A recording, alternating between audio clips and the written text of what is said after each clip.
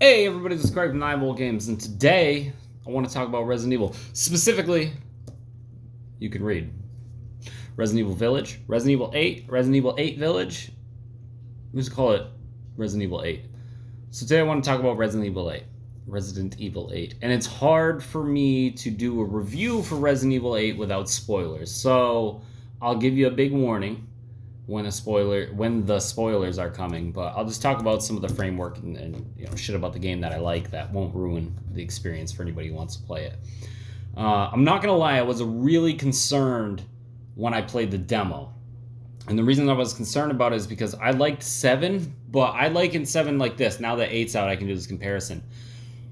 Resident Evil 7 felt like a video game version of Texas Chainsaw Massacre. Whereas this one feels like an old lore, like extremely diet Skyrim. And that's mostly because of the setting, the settings and the light upgrades you can do to your characters and your weapons and blah, blah, blah. And it's, somewhat open world. Don't take what I just said and run with it. It's not a fucking RPG. All right, anyways. But the customization that you can do to your character is good enough, and it doesn't overdo it, if that makes any sense, because Resident Evil shouldn't be that type of game. However, I did like mixing it up a little bit, not running right into the next mission, or it's not even mission, but it's kind of mission structured, if you think about it.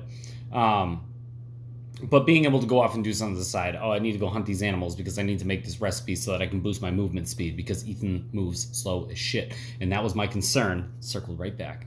That was my concern when the game dropped the gameplay demo, because I was like, Ethan moves the exact same as in 7, which makes sense because it's built up framework. And I was like, but the enemies move faster. And there's a lot more. So I was like, how the fuck is this gonna work? And it turned out to be really well. Like, the combat system was really well done, which is tricky for a game like Resident Evil to be so heavy on the artillery when it's in first person. Because yes, they did Resident Evil 7, that was first person, but it was more of like the atmosphere in the house. Obviously you had enemies, but not like this. And it ended up working out, and there was a great balance. And then another part that'll be a spoiler later on, but whatever. The story is a story. It's a Resident Evil story. It's not great. It's not terrible. It's just there. It's the vehicle for the atmosphere in this point. I mean, obviously you can get in depth and say that you enjoy the Resident Evil story, but it's been so many different fucking ways that whatever. My point about Village and 7 is that they could have been something different entirely. They could have scrubbed all of the Umbrella references, and they could have scrubbed Chris Redfield out of here, and it still would have been a stellar game. I know why they did it this way, is to revitalize Resident Evil after 6 was a horrible failure, and to basically go in a new direction and have that safety net of, well, it's Resident Evil, so people are going to buy it. But I'm glad they did it this way, and I'm glad they're doing it the way that they're doing it right now, where they're having the two vastly different versions. They had, the remake of 2 come out, the remake of Nemesis came out, the remake of 4 is, I guess, on the fritz right now, but that is, on track to come out. So basically, you got your flavors, and this is a good fucking flavor. The music, the graphics are amazing. I played it on PS5. I know it looks slightly better. There's arguments all over the internet, and it's stupid. It looks slightly better on the Series X. It loads slightly faster on the PS5. They both have a pro, they both have a con. It's not terrible. Either way, you're not going to notice that shit. Who cares? Anyways. So what we're going to do is go into spoilers, right? Because I have to. I have to. To explain how excited I am about the game, I have to go down the list of the lords and why I liked them. And by doing that, I'm spoiling it.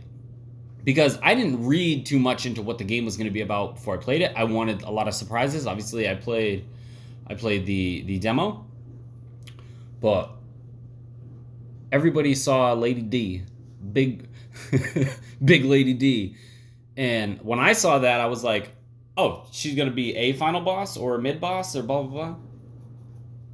She's the first boss.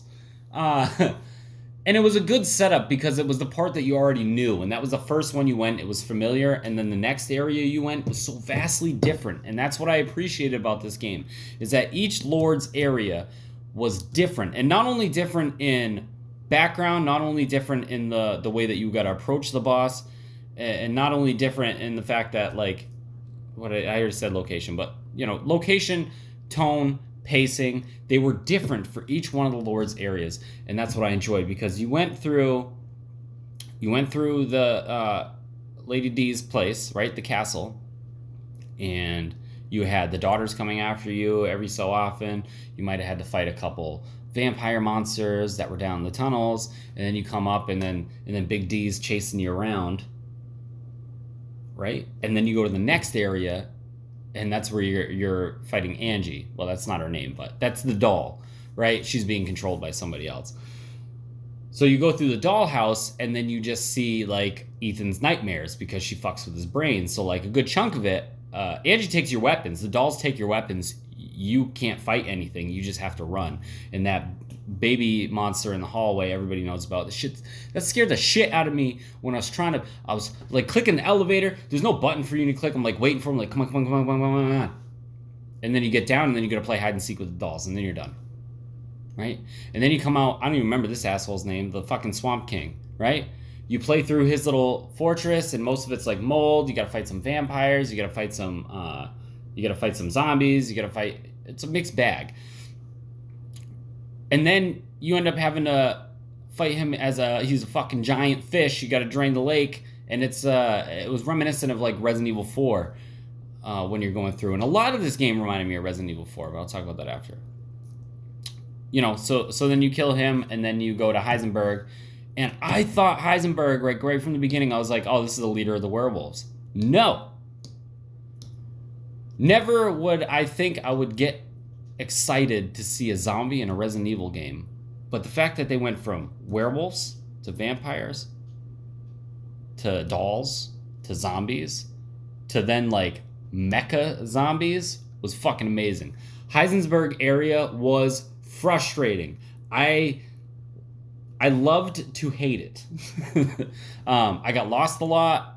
It's whatever. The enemies were tougher. The game kind of paced itself that way, where it was like, all right, so you can kill some of these werewolves, whatever. You can kill these shambling zombies and these fucking super zombies, because it was essentially robotic zombies or mechanized zombies because of his ability. It just progressively got more difficult. And then it wasn't just like, oh, now I'm fighting mecha zombies or super zombies. Now I'm fighting mecha zombies and werewolves and regular zombies. So the way it did that, and it presented a new enemy type in every single area, was great. It kept the game fresh. You didn't repeat the same enemies. You weren't walking down just fighting zombies. You weren't walking around just fighting the molded or anything like that. And I don't know. I appreciated the way that they did the game. While if you were to break the game down into separate parts, it's not necessarily like the greatest game of all time. It's not the greatest horror game of all time. But all the things that they did together, the atmosphere, the snowy village, and you're cut off from the rest of society, and you know that somebody's fucking around you with technology, and then you find out later it's Chris. The way that everything was paced and presented throughout it was done just perfectly. Each boss was distinctive enough to have their own little world within this world that made it feel like its own separate thing. It kind of made it feel like it was a game that was released in chapters that you got to play all at once. So, and then Mother Miranda, which I just said she was a witch, even though she's like the super molded. I essentially called her a witch. But I enjoyed it. I didn't really give a shit about Ethan in the last game.